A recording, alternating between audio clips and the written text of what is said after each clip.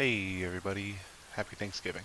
Today I'm going to be listing off what are probably my favorite books. Before I really get started, I just want to clarify that I'm pretty fickle when it comes to stuff like favorites, kinda in general. Books aren't affected by that so much since I don't really like sit there and reread anything over and over and over like on a daily basis. But my opinion does change quite often for like most things. Part of the reason I even started this channel, like to begin with, was to help myself solidify my opinion on things. And I just want to clarify real quick that I don't think any of these books are perfect by any means. If a perfect book exists, I have not read it yet. These are just the books I like the most, despite their flaws. Alright, so the first on my list is Watership Down by Richard Adams. I probably won't be going into too much detail on this one since I reviewed it pretty recently, like 2 videos ago, but it still belongs on my favorite list, I think. Um, to me, this is just such an incredible adventure book. Every character is lovable and the pacing is superb. Absolutely the comfiest book I've ever read. If you want more detail, just go watch my Watership Down review. But don't worry, I'm not about to tell you how challenging this book was to get through. It was actually a surprisingly very easy read. The only thing that challenged me really was the length. I think I started reading it last February, and I'm not sure how many pages a day I average, but it took me until I think the end of July to finish it. But really, I didn't mind that either. David Foster Wallace writes in such a like an unprofessional style that it was pretty easy to actually just like read it and let the book kind of soak into my mind as I read it. You know what I mean? And what he talks about too is very easy to digest most of the time. He isn't trying to show you how smart he is with like very difficult to interpret metaphors. I think a lot of what this book really showcases is the way current North American culture eats away at like the average person. And really the main vehicles for this idea are, did I just say idea? Idea are two characters. Hallen Cadenza, who's a student at his late father's tennis academy, and Don Gately, an employee at the halfway house he himself just recovered from addiction at. Both characters, and really all of the characters, are extremely relatable and likable, and really sad. This book is wacky as hell and has a lot of moments where I was genuinely laughing out loud. But ultimately, I think this is a very, very sad book. Remember, I said easy to digest, not easy to read. The things that, like, the dozens of characters in this book go through are genuinely heartbreaking. Thinking of the rock bottoms of some of the residents at the Ennett house, for example, still makes me sad just, sitting here thinking about them. Of course, I don't think this book has the reputation it has for no reason. There are certainly some very wordy and difficult to comprehend parts of it, especially towards the beginning. But trust me, once you get past the like 100 to 150 page mark, everything really clicks and like it's just beautiful from there to the end of the book, like the next 900 or so pages. Now, I might seem like I'm nitpicking here, and really I am, but I think my major gripe with this book is how it portrays a lot of the female characters. There aren't really very many notable ones, to be honest, but I would say like the main two are Avril Incandenza and Joelle Van Dyne. My gripe with these characters is that they're mostly portrayed in relation to like the men of the story or the men of Infinite Jest. Um, Joelle isn't really as egregious of an offender here. Like she's the host of the Madam Psychosis Hour, which is like a very popular, I think it says wildly popular underground radio program, which I think is like awesome, even though I'm kind of a nerd about that kind of thing. But her main identity is that she is literally the prettiest girl of all time. Like her main identifying trait in the book is that every man thinks she is the most beautiful girl that they've ever seen in their life, and they're right. Like it's portrayed as a fact that she is literally the prettiest girl of all time. And I do think ultimately that this is tastefully done. Like the way that the men in her life and especially Orin, view her is not really seen as a positive towards those men. Um, like I said, she isn't as egregious an offender as Avril in Cadenza, who is, of course, Hal's mother.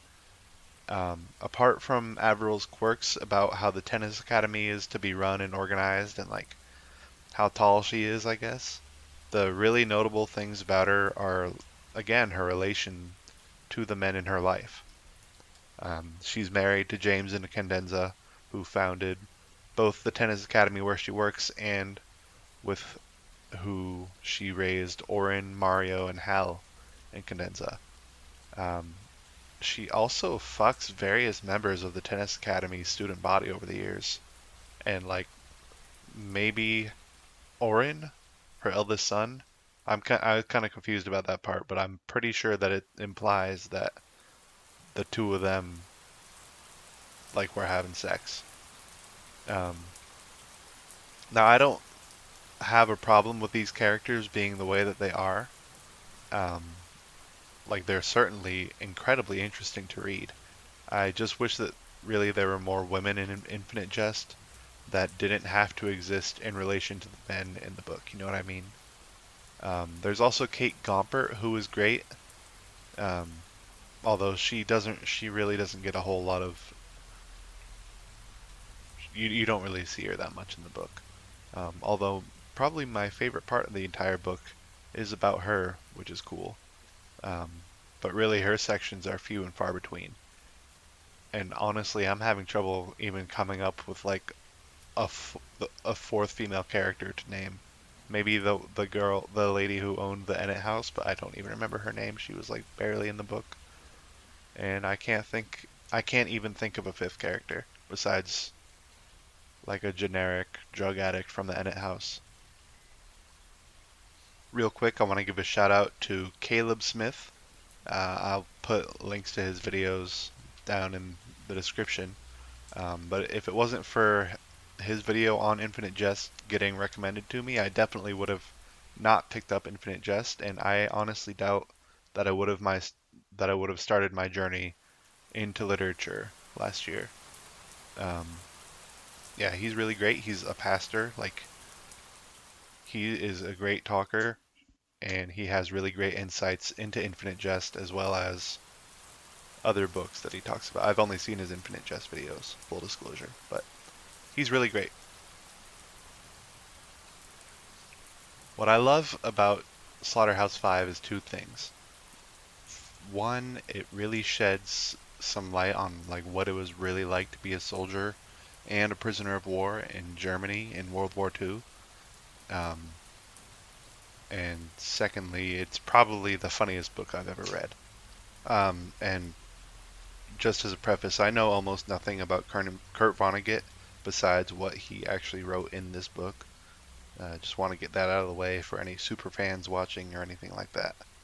So Slaughterhouse-Five is like a remix of what actually happened to Kurt Vonnegut while he was a war prisoner in Germany during World War II. Now he does exist as a character in the book, but the main character of the story is a fictional man named Billy Pilgrim. And through Billy Pilgrim, we experience getting taken prisoner outright, being kept like livestock in a train, and watching everybody around you slowly die of starvation and disease, and finally the firebombing of Dresden by the United States. Um, Billy is also an involuntary time traveler and is constantly jumping in time and space throughout the universe. Um, and with this really kind of basic plot, I think Kurt's intentions were to kind of show how insignificant everybody and everything is in times of war.